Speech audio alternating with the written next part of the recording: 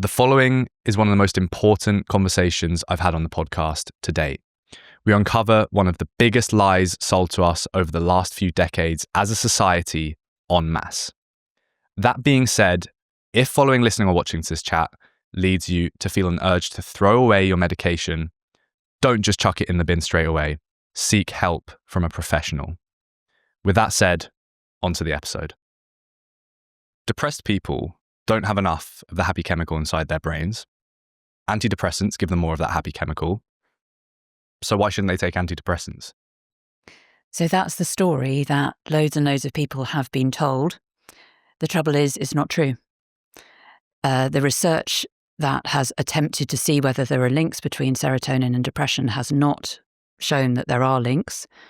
And although antidepressants probably do something to serotonin, we're not quite sure what they do exactly, and they're certainly not correcting an underlying abnormality because no abnormality has been demonstrated.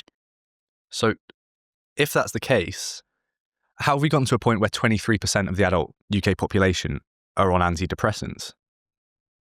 So very good question.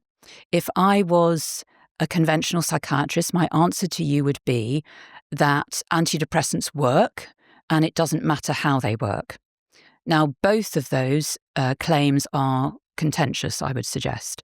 The evidence that they work consists of placebo-controlled trials that shows they are minusculely different from placebo, and those differences are probably explained by artifacts of the trials. But how they work, if they do work, also matters. It matters a lot. They are not, just because they don't work and don't seem to have profound benefits in people who are depressed, doesn't mean they're inactive. They're not inactive substances. They are drugs. They change the normal state of the brain, and therefore they change our normal mental states and activities. And many antidepressants seem to have an emotional blunting effect. And it may be that the emotional blunting effect helps to reduce depression scores in some of these trials that look at antidepressant effects. But if antidepressants are working by blunting people's emotions, that's a very different kettle of fish, I would suggest, from the idea that they're working by rectifying an underlying chemical imbalance. And so people really need to know it matters what they are doing exactly, whether they are working on some underlying process for which there is really no evidence, as I've said, or whether they are having these emotion-numbing effects in the same way that, for example, that other drugs affect emotions. Alcohol temporarily, if we take a lot of alcohol temporarily, we forget our worries and, may feel less depressed. But we don't think of alcohol as an antidepressant. We just think of something that temporarily changes our mindset. And antidepressants do that because they are drugs in more or less subtle ways. But that doesn't mean that those effects are actually helpful. So the ideology I've outlined at the start is chemical imbalance theory. Talk to me a little bit about that. Let's make it super clear for the listeners at home and viewers what that actually is and where it's come from. So the idea that depression is caused by a chemical imbalance was first proposed back in the 1960s. And the idea was that maybe there was a lack of a chemical in the brain such as serotonin, but actually in the 1960s they were more interested in a chemical called noradrenaline or norepinephrine, as it's known in the States. And scientists spent a lot of the 1970s and 1980s trying to look for abnormalities in these brain chemicals and didn't find them. But so it looked as if that theory really should have been put to bed back then. But then the pharmaceutical industry came out with a new array of drugs for depression in the late 1980s, early 1990s, the SSRIs, and they seized on this chemical imbalance idea and realized that it would be a good way of promoting these new drugs, and particularly it would be a good way of distinguishing them from benzodiazepines, which had previously been the best-selling drugs for emotional problems. Benzodiazepines had come into disrepute because it had become clear that they made people dependent and people could get really severe withdrawal problems when trying to come off them. And so this idea that depression was a chemical imbalance and that antidepressants worked by rectifying that imbalance, by restoring your serotonin levels or levels of other brain chemicals, was a really convenient way of putting some clear water between antidepressants and benzodiazepines. And we basically have absorbed this view because of the power of the propaganda machine of the pharmaceutical industry that really got into work in the 1990s and put out just masses and masses of promotional literature putting forward this idea that depression is a chemical imbalance. They've got all this promotional literature. They must be doing studies to test if these antidepressants actually work. What did these studies find? So the studies that they did to test antidepressants were the standard placebo-controlled trials that compare an antidepressant with an inert dummy tablet that's made of chalk or something that doesn't have biological effects. It doesn't interact with your body at all. And for people listening at home again, from my understanding, a placebo is still given someone and they're told that it is a medicine. So they think they're going to get some sort of effect. They don't know that it's not going to have any effect on them, except for maybe depending on what they think is going to happen.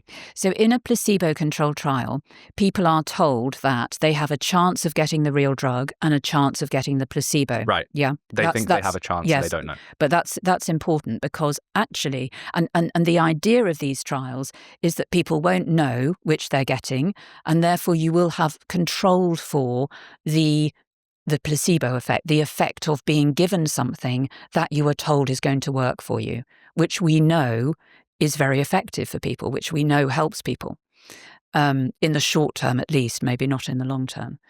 The trouble is with these placebo-controlled trials that actually people can often guess whether they're getting the real drug or whether they're getting the placebo because they get some physical side effects like a dry mouth or a bit of nausea, and also they might just feel a bit different in a way that they might not be able to completely put their finger on, but they feel that, something's changed a bit.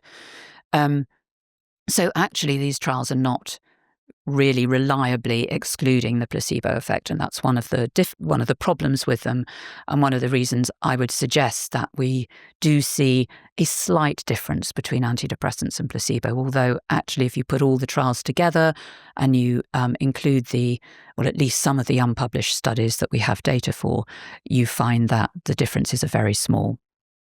I want us to hone in on this topic nice and early on as we unpick, I think, what is one of the biggest scams of the century, without overstatement at all. Dr. John Haygarth has this idea of his wand that he used to use. I can't remember, it must have been hundreds of years ago. Perhaps you can explain better than I, but this comes from Johann Hari's Lost Connections book, which is fantastic. And he essentially went around and he told people that this wand, I think it was just a tube of something that he went around tapping them on the shoulder with. He told them that it had these magical healing properties. And they believed him because of the time. And at astonishing rates, they got better much faster than those that didn't have what was essentially a placebo. They thought something was going to happen, therefore there was a higher chance that it did happen. Talk to me about the power of the placebo. So you're absolutely right, and that's a great example that Johann Hari uses in his book. And there are other more recent experiments that demonstrate the placebo effect. So as well as giving people a pill that, a dummy pill and telling them it's an active tablet, which you can do, there's been a recent study, for example, where people who had social anxiety were all given an antidepressant.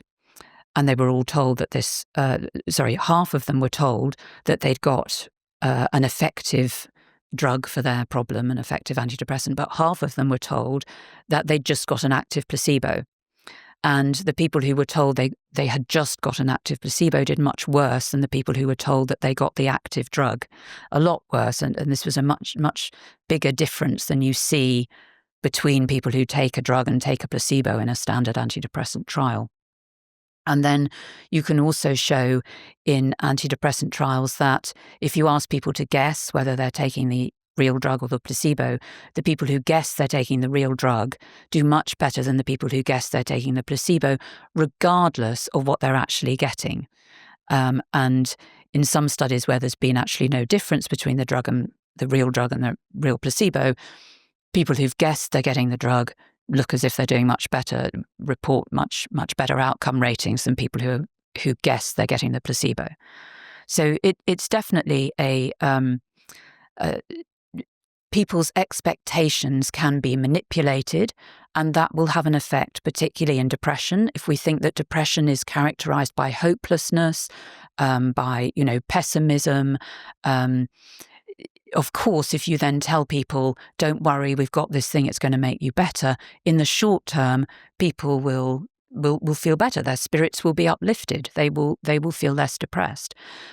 The problem is in the long term, I'm not saying there's lots of evidence for this because we haven't really studied placebo effects in the long term, but my supposition would be that in the long term, when you start to realize actually you don't feel that much better, all your problems haven't gone away, you're still in the same situation, you might start to feel even more depressed because you realize that this thing that you were given, that you were told was going to be so amazing, actually isn't working. And I recount the story of someone in my book that happened to, who was told he had a chemical imbalance, that he should take antidepressants, and initially he felt relieved. And I think this is quite a common experience that people have. Initially they think, oh, thank goodness, there's an explanation. It's not, it's not my fault. And there's this solution. I just take this pill and I'm going to feel better. So off he went. He took the pills. He felt a little bit better for a while, but his life hadn't changed. The problems that had made him depressed hadn't gone away. So gradually he started to feel low again. And then he started to think, well, oh dear, what's wrong with me? I haven't responded to this treatment. I must be even worse than I'd thought I was because, the treatment I was told was going to make me better isn't working. So he ended up in an even more depressed state than he had been to begin with, even though temporarily he was sort of lifted by this idea that he was being given something that would work for him. This may be oversimplistic, but the way I see it, there are three variables at play here with antidepressants. There's the placebo, like there is in any medicine, by the way. It's the story we're told of how effective it will be. That's nothing controversial there. The fact that we know we're getting a treatment and it's backed by doctors and these trusted individuals that are meant to look after us and look out for our best interests, that's making us more likely to recover quicker or better. So we've got the placebo there. Then we've got the actual contents of the pill, the chemicals.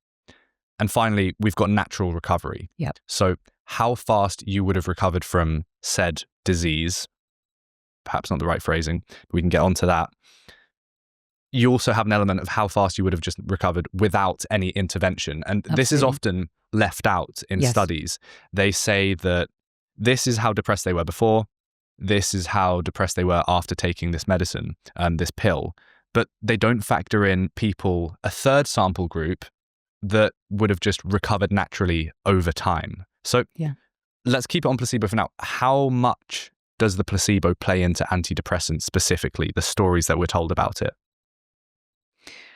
Not sure that I completely understand what you mean. In terms of the efficacy, are there any stats we can pull in terms of placebo versus chemicals versus natural recovery? From what I've seen reading around, I've come to about 50% placebo, 25% chemicals, and 25% natural recovery.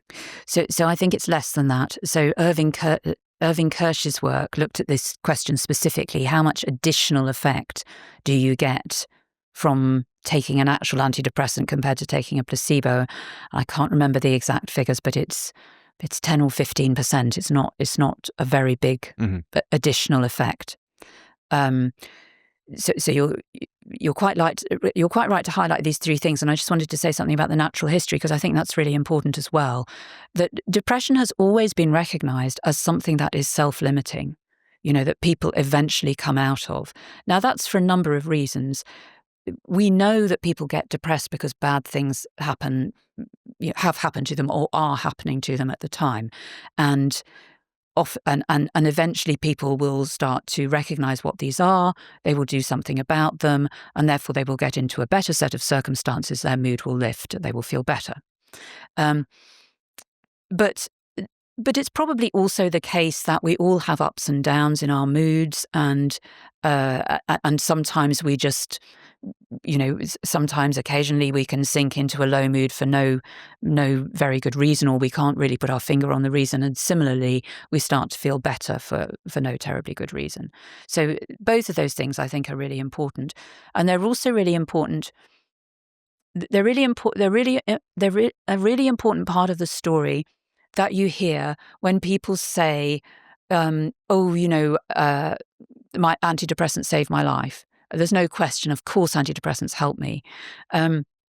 Because very often the point at which people start taking antidepressants is their low point. They've tried everything they can. They probably don't want to go to the doctor. I don't think most people want to start on medication, but they feel that they've got no other options. They go to the doctor, they get a prescription of tablets, and they feel they're sort of at rock bottom, but that something's being done, and that this is a point at which they can start to sort of climb out of the hole that they're in. And then people will often start to make changes in their lives. So often going to the doctor and starting on antidepressants coincides with people making other changes that help their mood to improve. And I think that's really important because people are taking antidepressants at the same time, often they can neglect what it is that they've done, the changes that they've made that have actually helped them to get better. And I think that's really sad, because it means that people don't give themselves enough credit for getting over, and getting out of their situation. Yeah, it's such an inconvenience that there are things in life that can unfold in this way. I mean, I can imagine it's equivalent to really struggling to sleep, and you've been struggling for hours, and then finally, you're just fed up. You go outside, you go into your brother's room, and you say, "Can you please read me a story to put me to bed?" And you go back into your bedroom, and your older brother, he reads you a story, and then you fall asleep. And it must have been because of your brother, right? And maybe there are certain variables at play with the way he read the story that lets you fall asleep easier. But actually, maybe it's just the case that you had gotten so tired, literally, of not falling asleep, that he caught you at your most tired point, and you proceed to go to bed. Yeah. So it's a shame that can unfold in that way and be exploited. And Dr. Susie Bennett speaks about this. She's one of the lead male suicide researchers. And I think she likens it to carrying this great weight on your shoulders. You've got all this stress, you've maybe got this depression. And I don't know if she speaks about depression specifically, so I don't want to put words in her mouth, but I would take her concept and put it into this context, which is you can't carry all of this weight forever. You have to have the release eventually. And that is what natural recovery is. Let's talk about the chemicals, because I can imagine with 23% of the adult UK population having been on some form of antidepressants, there's going to be a lot of people watching this screaming at their television at what you're saying right now. And they will want to know what the actual impact of the chemicals are, right? Because there are chemicals in there, and they're responsible for some of the recovery that people say and attribute to saving their lives. So if it's not serotonin that's being impacted in the way we're saying it's impacted, what are these chemicals doing? So if you're suggesting that there's something about antidepressants that's helpful, I'm not convinced there is. First of all, I'm not convinced that these chemicals that we call antidepressants actually are helpful at all. They are chemicals that change the normal state of the brain. We don't really understand how they change it. We are learning about some of the consequences of changing the brain with antidepressants as we go along, because the initial studies that are done to test out antidepressants don't last very long, and secondly, don't test out more subtle or more rare complications. They just make sure that the drugs aren't immediately killing large numbers of people or causing very obvious physical problems. So problems such as dependency and withdrawal have emerged over the years since these drugs were licensed, and people have been using the drugs and particularly using them for long periods of time. And sexual dysfunction, although the sexual dysfunction that people get while they're taking the antidepressants was identified very early on, the fact that some people get persistent sexual dysfunction when they've been taking the antidepressants for a long period of time is only just starting to emerge now. The emotional numbing effects, which some people might find useful temporarily, but many people actually find very unpleasant, have also been something that's emerged, more recently with lots of sort of patient reports of what it's like to take these drugs. They weren't things that people investigated early on when the drugs were being tested.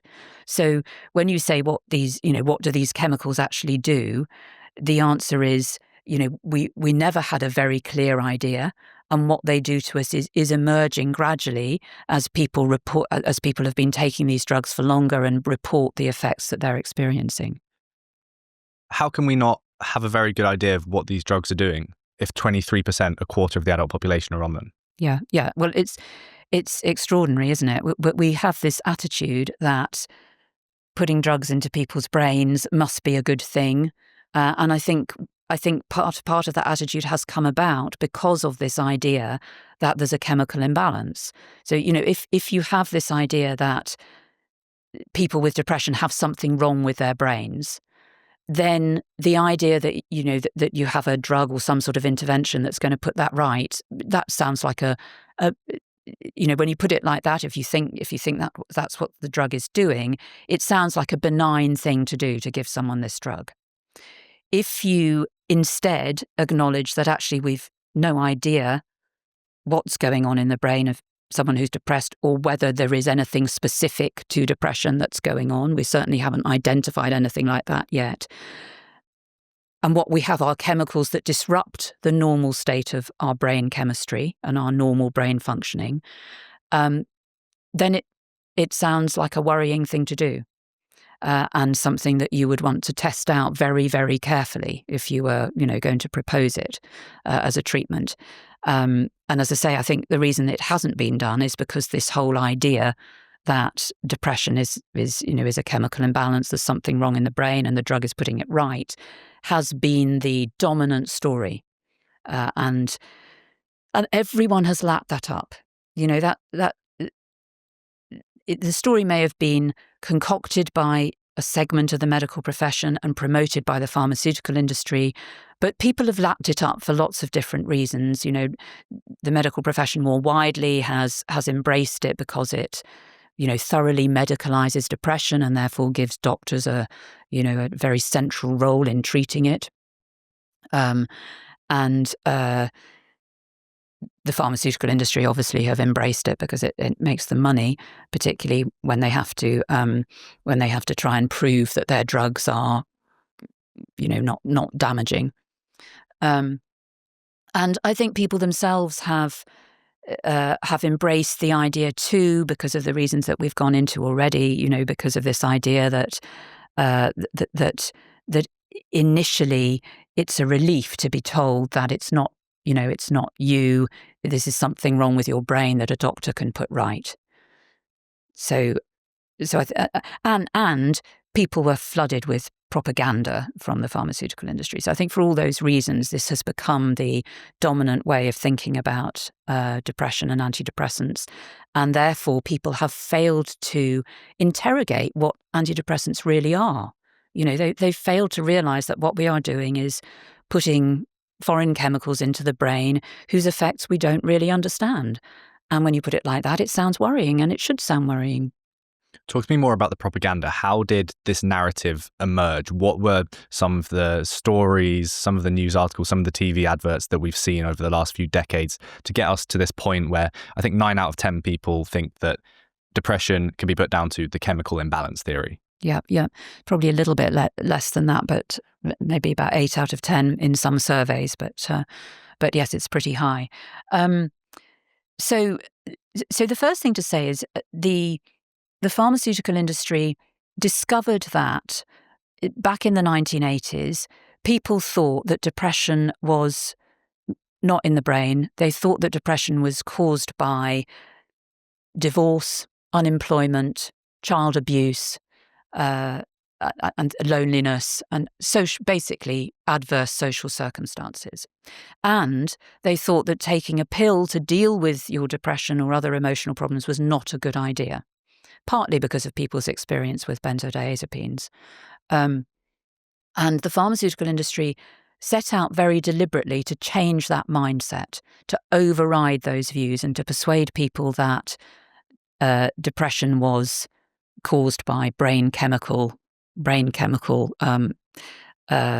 events. And to do that, they drew little pictures of brains with, not many serotonin molecules in them, and then the person takes the antidepressant, and you see the brain again with lots more serotonin molecules. In the United States, where direct-to-consumer advertising is allowed, there were lots of television adverts that promoted this idea of the chemical imbalance, including famously an advert of a little blob that's very depressed, and the weather is all painted as being very grey and gloomy. And there's a little explanation about how this blob doesn't have enough serotonin in its brain, and then it is given an antidepressant, Zoloft or sertraline in this case, and all the serotonin molecules come back, and suddenly the blob is smiling and the sun is out. You know when you feel the weight of sadness. You may feel exhausted, hopeless, and anxious. Whatever you do, you feel lonely and don't enjoy the things you once loved. Things just don't feel like they used to. These are some symptoms of depression, a serious medical condition affecting over 20 million Americans. While the cause is unknown, depression may be related to an imbalance of natural chemicals between nerve cells in the brain. Prescription Zoloft works to correct this imbalance. You just shouldn't have to feel this way anymore. Only your doctor can diagnose depression. Zoloft is not for everyone. People taking MAOIs or Pimozide shouldn't take Zoloft. Side effects may include dry mouth, insomnia, sexual side effects, diarrhea, nausea, and sleepiness. Zoloft is not habit-forming. Talk to your doctor about Zoloft, the #1 prescribed brand of its kind. Zoloft. When you know more about what's wrong, you can help make it right. So that sort of literature and imagery has been everywhere, and even in countries where there's not direct-to-consumer advertising, the internet means that these companies can effectively advertise everywhere because they set up special sites for their drugs which produce information that looks as if it's, balanced, objective medical information, and it's not always completely, immediately apparent that actually this is a drug company, the manufacturer's website. What about SSRIs, selective serotonin reuptake inhibitors? We know how they work. What does that explanation miss out? And maybe it's helpful if you actually outline what the explanation is of SSRIs, first of all. Yes. So the traditional explanation is that SSRIs inhibit the protein that transports serotonin out of the gap between the nerve cells where it has its action, where it transmits an impulse from one cell to another, out of that gap back into the nerve cell, the body of the nerve cell itself where it is inactive. So by inhibiting the thing that transports the serotonin out of the synapse, you get more serotonin in the synapse where it's active, you get more serotonin activity. So that's what antidepressants are supposed to do. That's probably what they do immediately. But what they do if you keep taking them, we're not so sure. And there's some evidence that we came across when we did our systematic review of research on serotonin and depression that suggests that people who are on long-term antidepressants actually have lower levels of serotonin in their blood in any case. That may not translate to the levels in their brain, but probably does. So although SSRI antidepressants increase the activity of serotonin in the short term, we don't know what they do in the long term, and they may even decrease it. It's just not clear. They certainly change, modify the serotonin system in some way, which we know because of their effects on sexual functioning. But we don't really understand how, exactly what they're doing when people use them, on a daily, continuous basis. There's a key variable at play here with all of these remedies and treatments that we're speaking about. They're all medical, and they're all treating effectively this disease that has sprung upon us. Is looking at depression as a disease the right framing? So that's a really key question. And I suggest that it's not the right framing. I suggest that it's really problematic. I think one of the incentives for presenting depression as a disease was to relieve people of feelings of guilt or responsibility for their feelings. And that's understandable, and framing depression as a disease may have some benefits in those terms. But the term disease generally means to us that there's something gone wrong in our physical body, in our biological functioning. And basically, we don't have evidence that of any specific biological abnormality or dysfunction in people who have depression compared to people who don't have depression. And we certainly don't have evidence that there is a specific biological abnormality that causes depression. Because, for example, if you're very depressed and you can't get out of bed for several weeks, your biology is going to change. Of course, that's going to have an impact on your brain activity and other aspects of other biological systems. But that doesn't mean that that's been the cause of your depression. That may well be the consequence of the fact you haven't got out of bed for 3 weeks. But even so, we actually can't even find any correlations between consistent correlations between biological states and depression. So in the systematic review that I did, we looked at all the research on serotonin and depression. We looked at all the different sorts of studies that have been done to try and detect whether there's an abnormality of, for example, serotonin receptors, the serotonin itself, serotonin concentrations in blood, serotonin and serotonin metabolite concentrations in brain fluid, and the concentrations of the transporter protein, serotonin genes for the transporter protein. We looked at research on all those things, as well as research that tried to study whether artificially lowering levels of serotonin in the brain, which can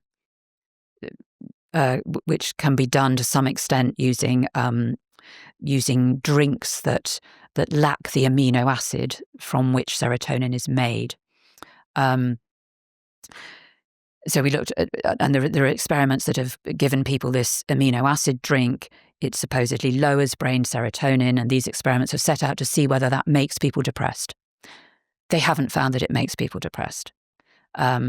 Normal volunteers who don't have depression are definitely not made depressed by this technique, which is supposedly lowers serotonin in the brain. People who've already had depression, the evidence is a bit more mixed, and there are some studies showing that maybe it does, but there are other studies showing that it doesn't, even in people with a history of depression and antidepressant use. And then all the other areas that we looked at, the serotonin receptors, the serotonin transporter, serotonin levels themselves, did not show any differences between people with depression and people without depression. So that was our research on serotonin. There's another very interesting paper that was published a few years before ours by a group of researchers, and they looked at various different areas of research where studies had been done that looked at whether there was a biological abnormality before the onset of depression.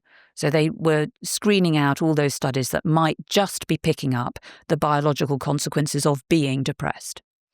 And they looked at various things. They looked at gut hormones. They looked at the structure of the brain, connectivity of the brain, and various other things. And they basically found no evidence that there were any abnormalities in any of these systems that predated the onset of depression.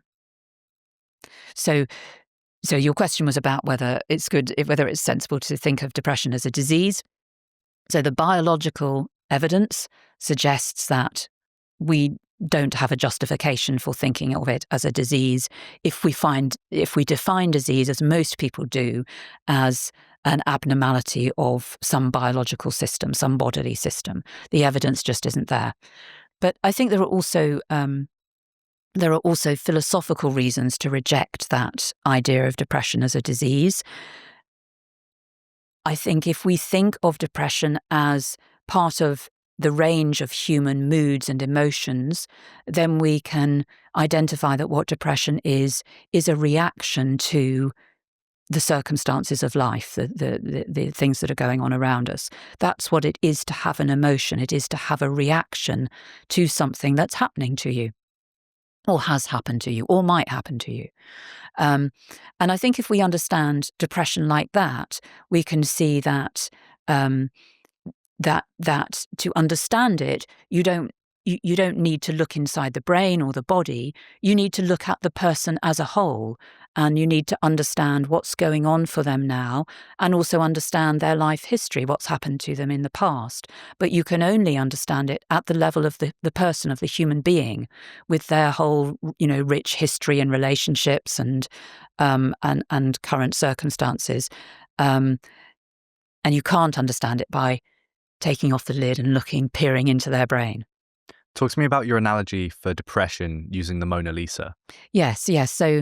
So I suggest that the idea of trying to understand depression by looking in the brain is like trying to figure out what a painting is about, what it represents, by looking at the molecules of paint or the canvas. You can't understand what the Mona Lisa depicts by looking at the paint or the canvas or the structure of the painting. You need to stand back and see the painting as a whole. And that's how I suggest we need to understand depression. We need to stand back and see the person as a whole. Reading your book and looking into this has just been absolutely mind-blowing, and it's changed my perspective. I mean, I remember I was telling you on the way in here that the reason why I went down this rabbit hole is because I was in Sweden just a couple of months ago with some friends, and we were sat around the table and we were all chatting, and we ended up having a massive argument about depression and if it's real and what depression is. And even though I was still pretty contrary to most in my belief of how much agency you have over your depression, I still found myself resorting to chemical imbalance theory and saying, yeah, but I guess in some cases people are just born with a lack of serotonin, and in that case it's out of their control. So this is just crazy, that mental shift from disease to a representation of all your experiences combined up until this point. It's mind-blowing. And it's crazy that we've gotten so far from what may be the truth as an entire society this easily. I mean, how have people managed to flip the narrative this badly? I mean, what's sad when you read the surveys that were conducted back in the late 1980s and early 1990s, you see that people's understanding of depression back then was as an emotional reaction to life circumstances. And basically, pharmaceutical industry propaganda drummed that understanding out of people, or suppressed it and covered it over with this medicalised view for their own interests, obviously, to sell their products.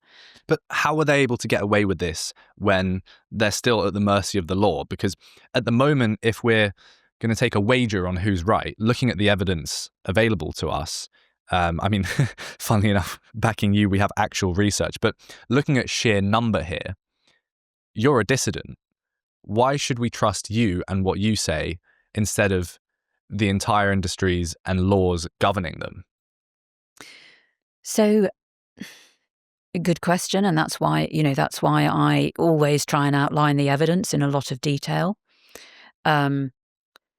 But there are thousands and thousands of studies on the biology of depression, and if you want to construct a narrative that says that depression is a biological condition, overall, I think you're wrong. That, overall, if you add all the studies up together, we're not finding anything. But you could certainly pick and choose some studies that would support your point of view, because the research is very inconsistent, and there have been some positive as well as negative studies.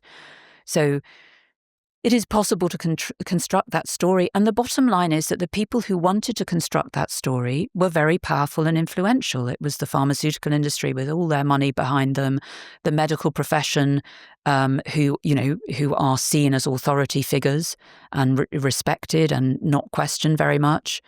And I think this idea was also convenient for governments and politicians, who could then neatly parcel out people's discontent and say, well, that's a medical problem. We don't need to look at what's happening with society. We don't need to look at the effects of increasing inequality and poverty and financial precarity and the fact that people can't buy homes and are struggling to have families and are riddled with debt and all these things. Instead of doing something about all these things that are making people unhappy and stressed, we can say this is a medical problem. We need to, spend more money on mental health services, and that solves it. So I think that, I think the answer as to why people's minds were so effectively changed is that the interests behind changing them were very powerful. We've glossed over this a couple of times, but I want us to really go deep on this, because there will be a lot of people watching and they'll go, yeah, but I've taken antidepressants and they saved my life, like you've outlined. What's your argument against them? I mean, the empirical evidence is there for them personally by seeing their experience and what their friends say. I mean, are you saying we shouldn't trust their experience that they've just had? Yeah. So we talked about the placebo effect earlier, and we talked about natural recovery. So the reason that we do placebo-controlled trials in medicine is because we recognise that lots of other things are happening when someone starts taking a medicine, and so the fact that people feel better after they've taken a medicine doesn't necessarily mean it's anything to do with the medicine. And so that's why it's really important to look at those trials to work out what antidepressants are doing.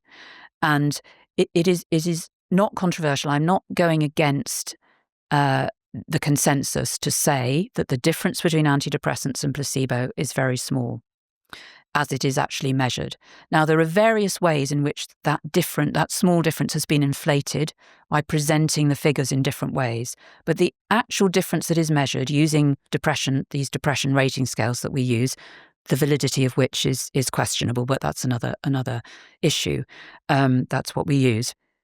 The actual difference that is measured is the most common scale that is used is called the Hamilton Rating Scale for Depression.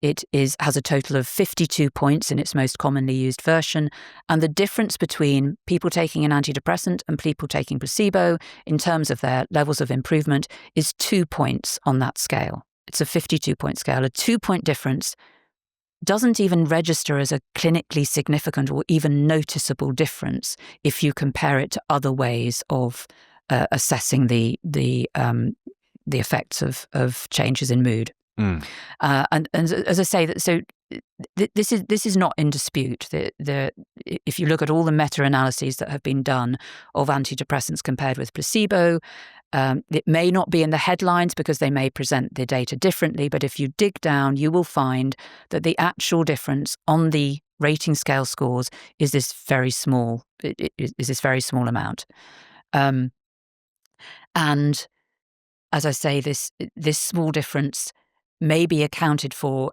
in a number of ways that does not necessarily reflect well on antidepressants or reflect benefits of antidepressants. It may be accounted for by the fact that people are likely to be able to identify whether they're getting the real drug or the placebo because of the side effects that they get. And it may also be accounted for by a real pharmacological effect, by the emotional numbing effect of antidepressants, which, as I've said, some people may find to be helpful, but some people find to be unpleasant. But the important thing to say is that even if some people find it a bit helpful, overall, the actual benefit it is having compared to placebo is very, very small. But it's still a benefit. If that difference is not accounted for by amplified placebo effects, by the fact that people can just, in these trials, can just often recognize what they're taking, which I think it very likely is, because you can show that what people guess they're taking has a very strong effect on their outcome, even in trials that don't show benefits of antidepressants. So it's not just that people are guessing they're taking the antidepressant because they feel better. They're guessing they're taking the antidepressant for some other reason. Overall, there's no difference from placebo, but people who think they're getting the real drug look as if they're doing better. Perhaps the means don't really matter if you are getting happier, whether it's a placebo or not. Surely it's a good thing. They are improving. So I think the arguments about giving people placebos are complicated. And there are several reasons why I don't think that we should give people drugs if they are just acting as placebos. The first is just an ethical issue. I don't think we should be deceiving people. I don't think we should be giving something to people as if it's going to have a pharmacological effect when we think it's not going to. But apart from that, of course, they are not placebos in the sense that antidepressants are not inert substances. So therefore, they have side effects or negative effects. Modern drugs like SSRIs commonly cause sexual dysfunction. Some of them make people feel a bit groggy and a bit mentally foggy. They interfere with sleep very often. And then they have and they cause this emotional blunting, which many people find unpleasant. Excessive weight gain, sweating. Weight gain, sweating, osteoporosis and falls in the elderly, lots of effects in pregnancy that maybe we'll come on to later. And then they have some rare effects, such as they can cause bleeding. That's well demonstrated. So they can cause hemorrhages. And in young people particularly, they can induce a state of agitation, which it seems very occasionally is linked to people trying to kill themselves and maybe even killing themselves. So they can induce suicidal ideas and suicidal behaviour. Well, wasn't there a study in Sweden that showed that suicide rates went up temporarily? I don't know if it was for the next 2 weeks or 2 months after actually starting antidepressants. Why would that be? So the traditional explanation is that antidepressants might sort of activate people. So by lifting people out of a depressed state, they might become more suicidal. But the other possibility is that they're inducing a suicidal state because of this state of agitation and impulsivity that they seem to induce. And for some reason, this particularly occurs in young people. Older people seem to experience more the sort of sedative effects, the lethargy, and young people seem to be more prone to getting into this sort of state of unpleasant agitation and tension, which sometimes can be linked with impulsive behaviours and suicidal sort of repetitive, intrusive suicidal ideas. So coming back to the point about why shouldn't we give placebos, there are all these common and less common adverse effects that are associated with antidepressants, which are a good reason for not using antidepressants as a placebo. And then finally, we spoke earlier about the placebo effect. In the short term, definitely it's helpful to give someone something and say this is going to make you feel better.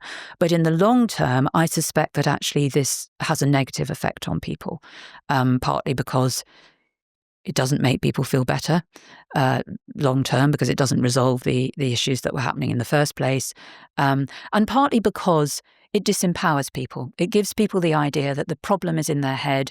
They need an external intervention, a medical intervention, a pill or some sort of manipulation of their brain to help them get better. It's beyond their control, beyond their agency. And that, I think, can make people worse because people actually need their agency to get out of depression.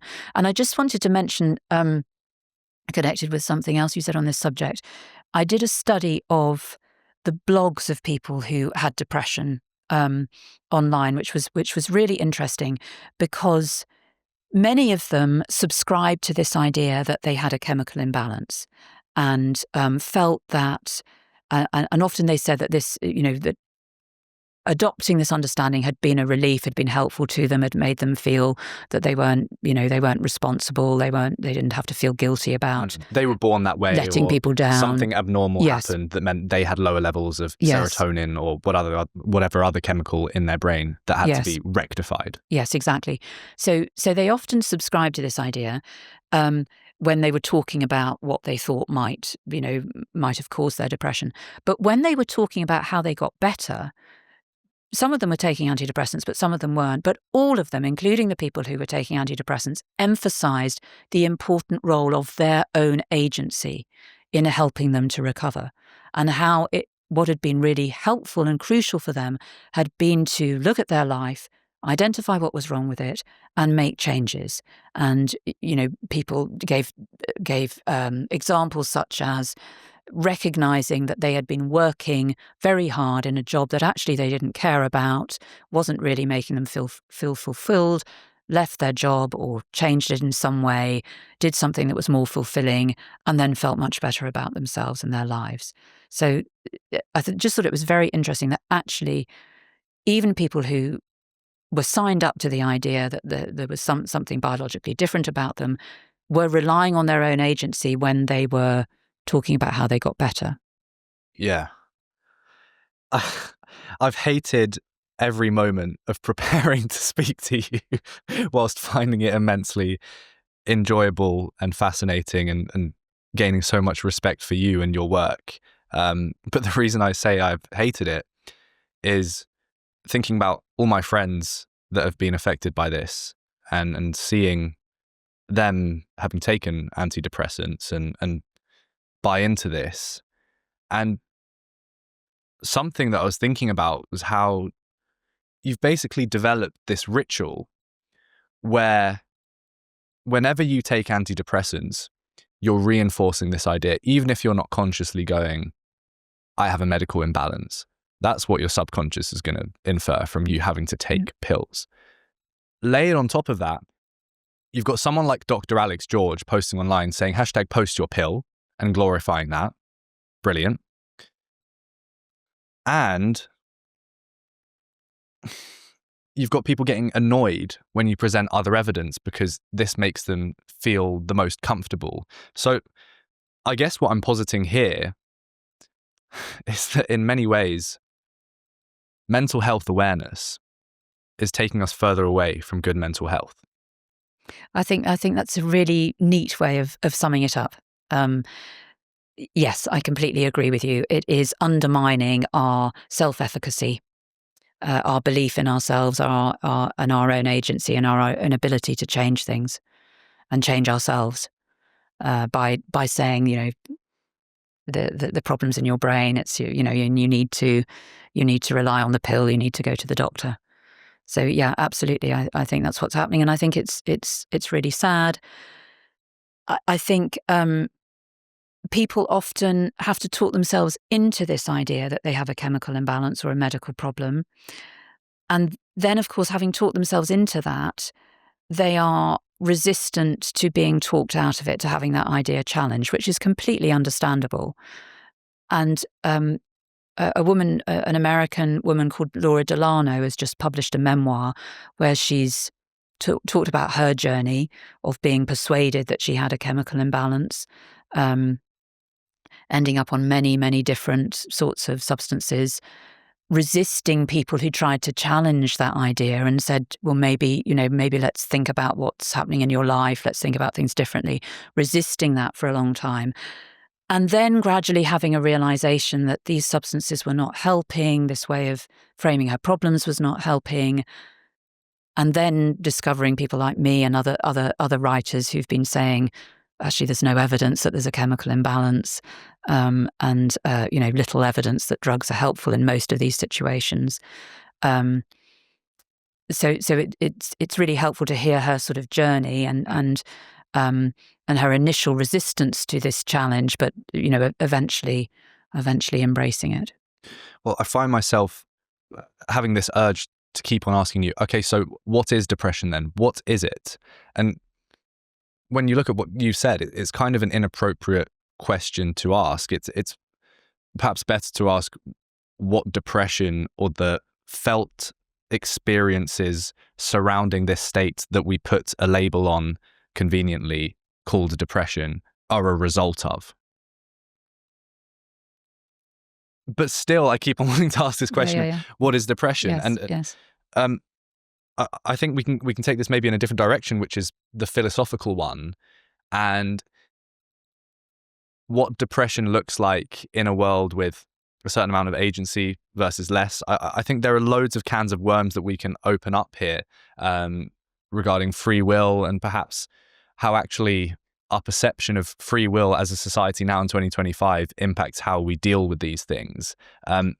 Because people are so hesitant to look at this as a manifestation of different experiences that you can use your will to overcome. Yeah.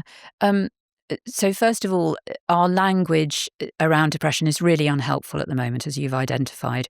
We talk of it as if it is a noun.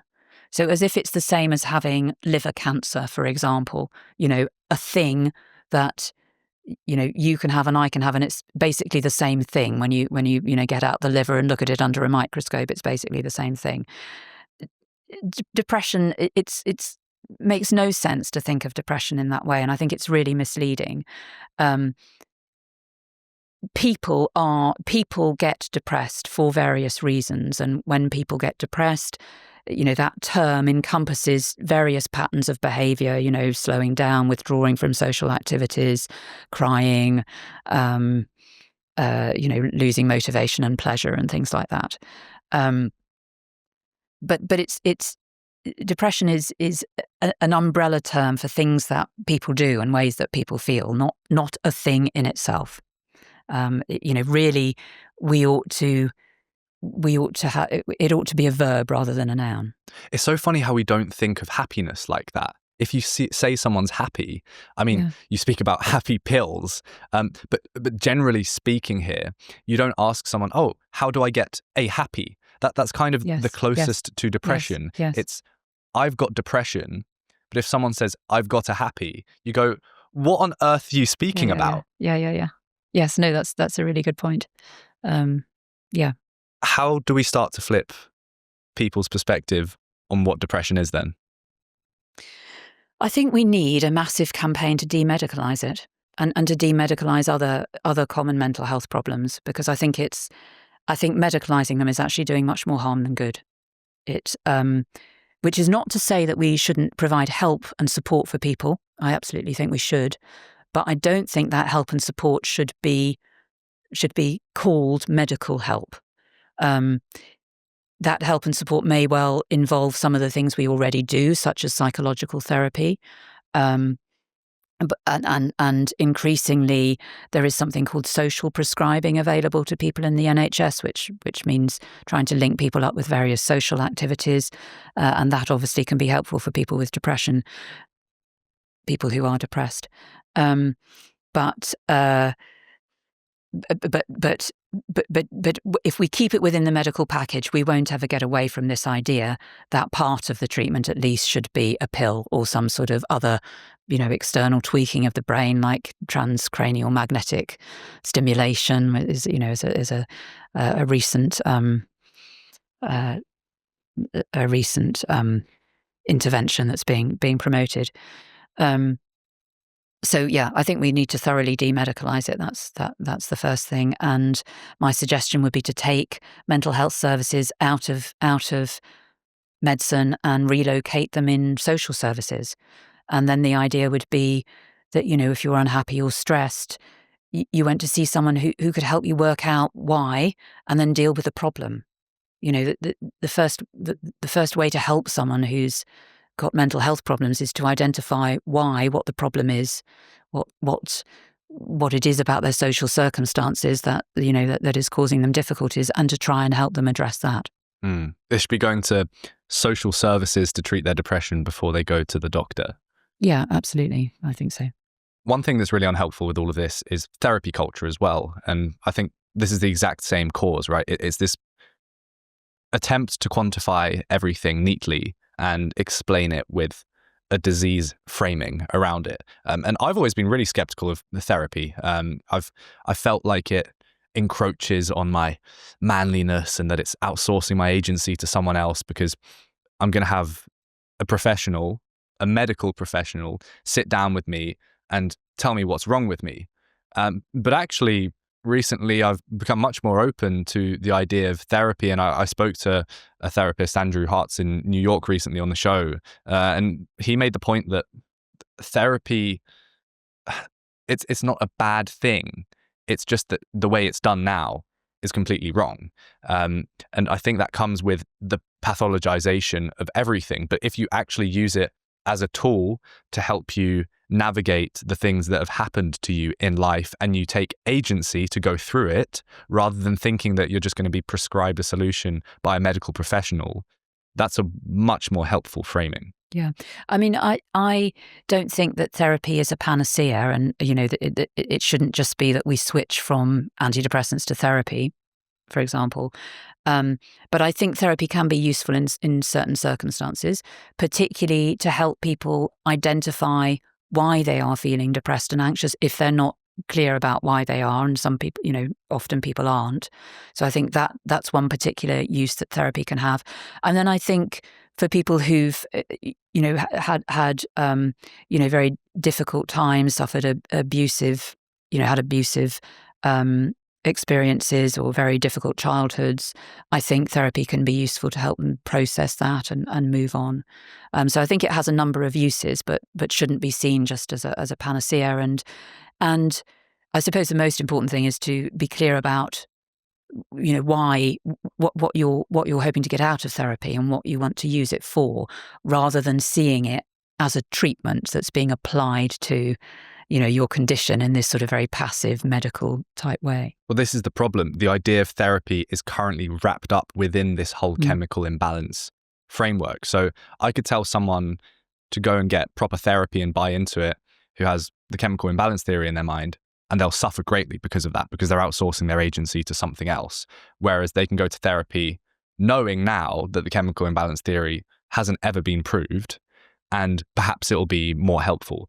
What are some other low-hanging fruits, important things we can pick up to avoid getting to a state where we would be classified as being depressed? So the things that we have good evidence for being helpful for your mental health are things like exercise, mindfulness and meditation has been shown to be useful. And then things where we don't have such a good evidence base, but, are probably intuitively helpful are, eating a good diet, getting enough sleep. Well, interestingly, the Hamilton scale, I think it showed a 6-point increase by fixing your sleep schedule rather than a 2-point increase by taking antidepressants. Yes. Yeah. Lots of points scored for sleep. Probably because some of the early antidepressants, not the more recent ones, but the earlier ones were very sedative and helped your sleep cycle. So they showed up as having very good effects if you have something that scores highly for sleep.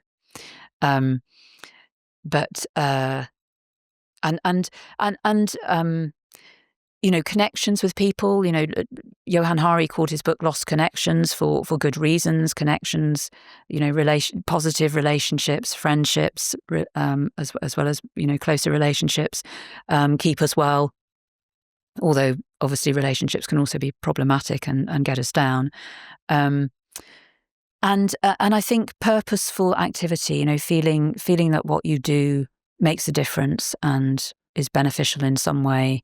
It doesn't need to be what you do for a living. It might be what you do in your spare time, but feeling that you're doing something that has meaning, I think is really helpful for people. Well, I think 40% of adult males aged 18 to 45 meet the criteria for depression. And now that we've unpicked this entire framework, I think it's a more appropriate time to ask what else you think is getting to this state where you can be called depressed in the modern world.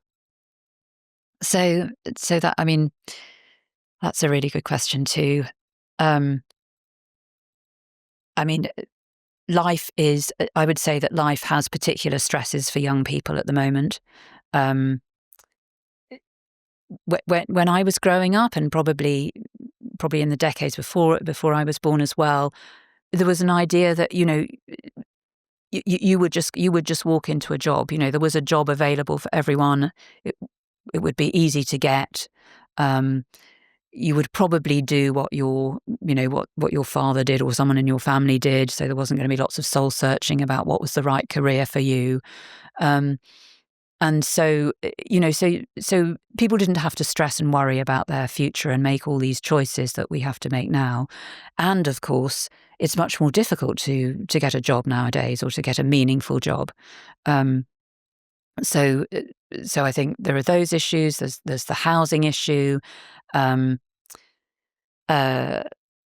Many people are lonely, and you know, we've moved away from sort of quite tight knit communities, which had pros and cons. You know, not entirely positive, but were supportive in some ways to people. So I think people are facing all these challenges, and they're really difficult, and that's very different from a few decades ago, where, like, you know, your life was much more clearly mapped out and more securely mapped out. How do you think this is going to play out with these big pharmaceutical companies profiting so much from selling antidepressants? Is it realistic in the world that we live in today to actually think this is going to get pushed? I mean, the magnitude of impact someone has to have to come along and revert this, with the profit incentives at play going on as well. It's going to have to be a pretty big thing. Yeah. I mean, what's interesting is at the moment there are not many antidepressants left on patent, so there's not a lot of profit being made out of antidepressants anymore. And pharmaceutical companies have moved on to drugs for ADHD, which it's probably not a coincidence that we've seen a huge increase in rates of people thinking they've got ADHD recently at the same time as that. So it's interesting that the antidepressant market has remained so buoyant, even though the pharmaceutical industry aren't particularly actively promoting antidepressants at the moment. And I think that's a reflection of how important that whole narrative about the chemical imbalance and antidepressants being, you know, specific targeted treatments is for the medical profession, the psychiatric profession in particular, and how convenient that whole narrative is for society as a whole. You know, in the way that I said that it enables politicians and governments to sideline difficult social issues and, you know, act as if the problems are in individuals and we just need to fix their brain chemistry, or give them the right amount of therapy or something like that. So depression is just a manifestation of all the life experiences that we've had, the hardships we've been through, whatever else. And sometimes that's been outside of our control, but we have the control to change how we feel about that.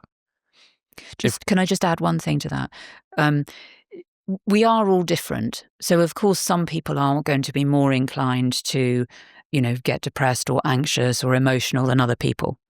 We're different, partly as a consequence of our, you know, individual genetic makeup, but also as a consequence of all the things that have happened to us in our lives. So just, you know, I agree with what you're saying, but just as a caveat to that, I'm not saying that there aren't some people who are going to be more susceptible to depression than other people. That's certainly the case. They're going to be more susceptible to getting to a state that would be classified as depressed. That doesn't mean that they don't have agency to get over it. If we're speaking about mental health here, does this just stop at depression? The same considerations apply to anxiety, to ADHD, OCD, to most other conditions that we could think of. Again, with the caveat that people have different susceptibilities, and that some people can get into a really severe state. So that's true of depression, OCD, anxiety, all these things. You know, some people get into a really severe state of depression. They can, you know, take themselves off to bed, withdraw, sometimes even refuse to eat and drink. Some people get sort of nihilistic depressive delusions, you know, think they're missing body parts. Or this is an awful question to ask, but if you were looking at this a few hundred years ago, would they get into that awful state if they weren't being told the stories that we're currently told? Definitely people did get into that awful state hundreds of years ago, because you can go and look at medical records. In fact, that's most of what you see if you go back 100 years, because you don't see the people with milder conditions who were just having to get on with things and, get on with their lives. But the people who ended up in the old asylums were people who had these sort of delusions and had stopped eating and drinking and things. So I just want to make it clear that I'm not trying to say that there is no such thing as this sort of sometimes very severe depression, but it's really important to say that there's no evidence that antidepressants are any better in this severe depression than in other forms of depression. In fact, a little bit of evidence that actually they're even less effective, that the evidence that we have really shows no difference from placebo treatments in people with these more severe depressive conditions. So even for these things, for these states, the right treatment, it seems to me, is to support people, to make sure that they are, getting enough to eat or drink so they don't starve themselves to death, to keep them safe, especially if they're having suicidal thoughts, and to gently try and reintroduce them to the world. And people will come out of these states eventually, even these very severe ones. Well, you've neatly categorized it earlier as being the result of your circumstances. And now we've added the caveat that some people are more, they have a disposition to perhaps fall into the category of being depressed, or at least, feeling depressed based on their circumstances. But then we've also spoken about how this can be very extreme within people.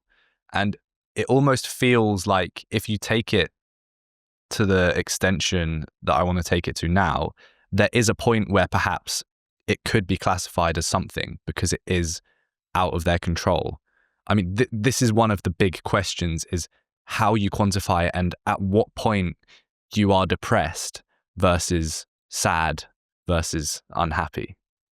So I think when people get into these extreme states, they certainly can lose what we would call capacity. So that is, the ability to judge their circumstances rationally, I suppose, to be able to weigh up information and understand what's going on and think about the best things to do.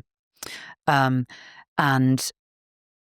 in that situation, we need to look after people, and sometimes you need to take decisions for people when they lack capacity. What does lack capacity actually mean? What does that look like? So it means that people are not thinking clearly, basically. That might be because they're delusional, or it might be because they're so withdrawn that they're just not speaking, for example. It's just an extreme form of not thinking clearly, not being able to weigh up information and make sort of clear judgments about things and clear decisions. We talk about, the typical situation of not having capacity is someone who's got dementia, severe dementia, or severe mental, learning disability. They're not in a state where they can take in information and weigh it up properly and make proper decisions, or But with that, reason. That's more of an actual physical manifestation of something, right? Yes. So in those, with dementia, that would be as a consequence of the brain process that is going on. But people with depression and other mental health conditions can get into this severe state where they're not thinking clearly.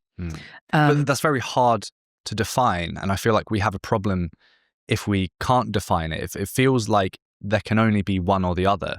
Either this is some form of disease where it's out of your control and you need to get medical intervention, or there is always, no matter how hard it is, the option to will your way through it. So I'm not sure that I necessarily agree with that dichotomy.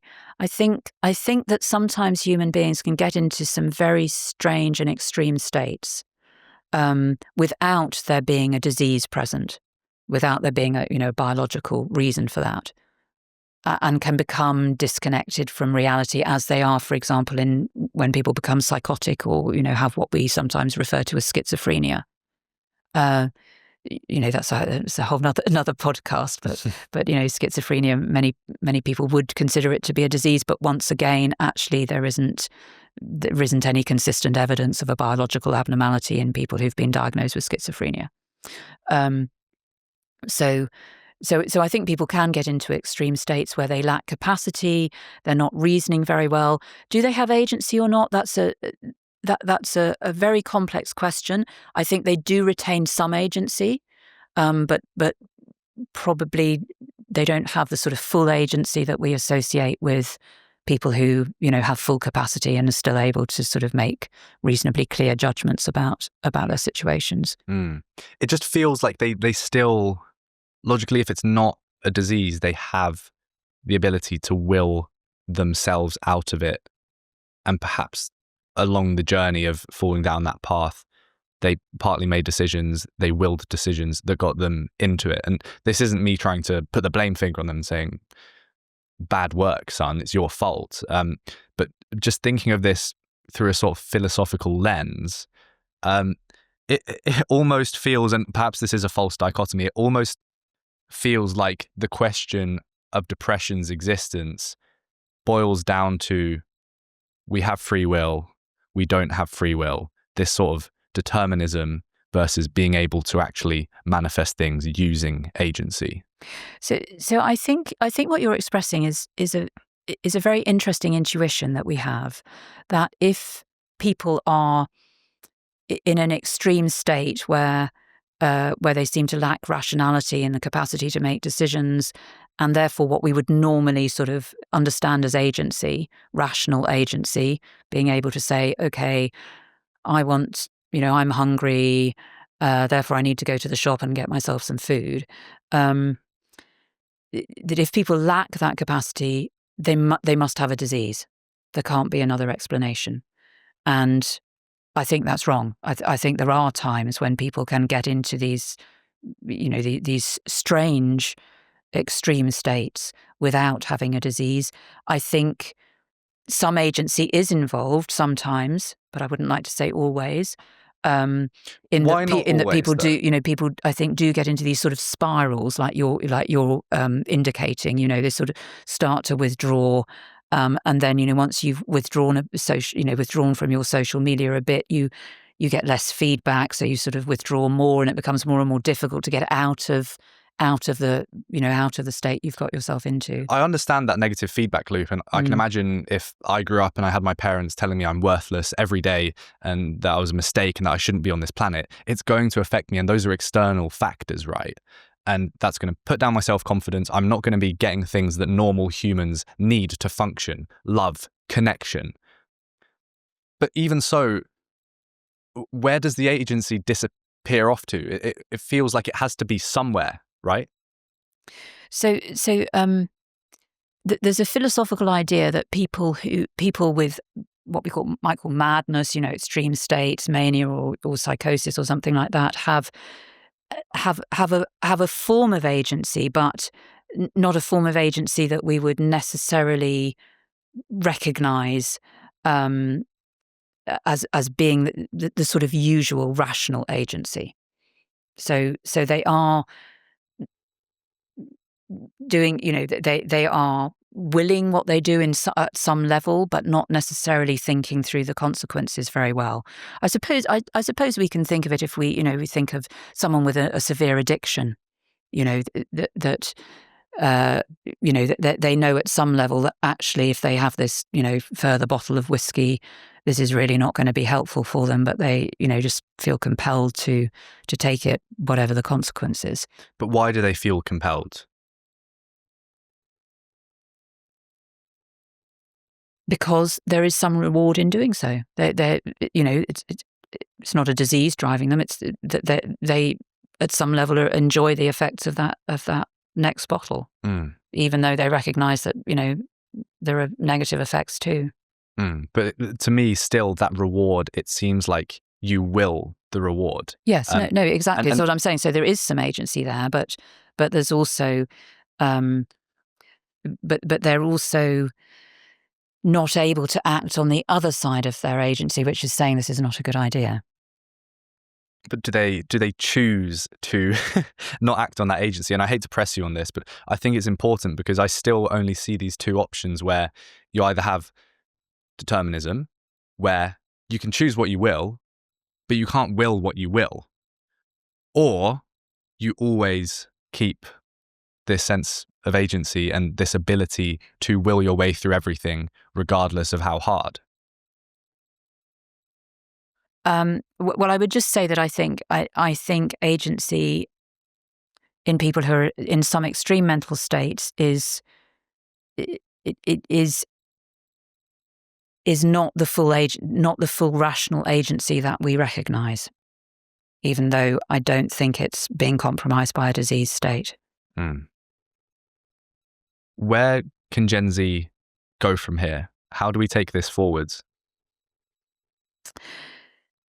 So I think we need to, I think the whole of society needs to reimagine depression and other mental health problems as emotional reactions to life, as things that are generally understandable and as reactions that are generally understandable and meaningful, that we can exert some control over, although it may be difficult to do so, but that we can. And that we should be sympathetic and helpful to people. I think that's the other thing. I think it's important to emphasize that although we are emphasizing people's agency, we are not therefore saying, people are pathetic and lazy and not doing enough to help themselves. Yeah. I think we all recognize nowadays how difficult life is and how easy it is to get into one of those spirals, one of those negative feedback loops where, you end up in a pit and it's difficult to dig yourself out. And I think we all have a responsibility to help each other to do that if it happens to us, because it could happen to anyone. I think the beautiful thing with what, from everything I've read, seems to be the actual truth that you're positing is that we do have this agency. And that's way nicer than having something wrong with you that needs to be fixed medically through intervention. We also need to bear in mind that people could get into these spirals very easily, and we can't call them lazy and stupid, because also with our agency, we need to be responsible and pull people out of those spirals. And I think that's one of the biggest things as well, is fostering this society where we do take more responsibility for others once again, and we don't just care about impressing them online with something flashy, actually caring about them and checking in on them and making sure that the factors within their lives don't lead them to a depressed state. Absolutely. And that's where it's a political issue too, isn't it? We need to campaign in whatever way we can to try and to live in a society which is fairer, where people have more opportunities and fewer stresses and worries and more security. Have you ever had contact with any of these pharmaceutical companies? What do they say about you? Not for a long time, and when I have, it's generally been with doctors who work for them, who generally quite reasonable and don't do are not involved in doing the sort of huge promotion that they do. I don't know what they think of me. I mean, as I say, they've largely lost interest in antidepressants, so I don't think what I'm saying is going to bother them that much, actually. Although, having said that, of course, we haven't come on. There's probably not time to get onto psychedelics, but of course, esketamine is one of the new things that is being pushed by a pharmaceutical company, and I expect they're not happy that I've been critical of the inadequate, as I see it, completely inadequate research on esketamine, both on its efficacy and safety. What makes you pursue this line of research so much? I want to boost people's confidence and agency and feelings of freedom. I want people to be disabused of all the myths and lies that they've been fed, so that people can make up their own decisions, make their own informed decisions about what they want to do with their bodies about whether they want to take drugs or not. And the thing that I feel is most wrong in our current situation is that people are not able to make informed decisions because they are being misled with these ideas that are not supported by evidence. You know, the chemical imbalance idea, the idea that antidepressants are effective and targeted treatments. Joanna Moncrieff, thank you so much for coming on the show. I appreciate your work more than you could know. Where can people find more of it? I've got a website, www.joannamoncrieff.com. I've been saying your name wrong this whole time. I'm so sorry. No, it's okay. And I'm on X and B-Sky and blog on various other platforms as well, so, Psychology Today included.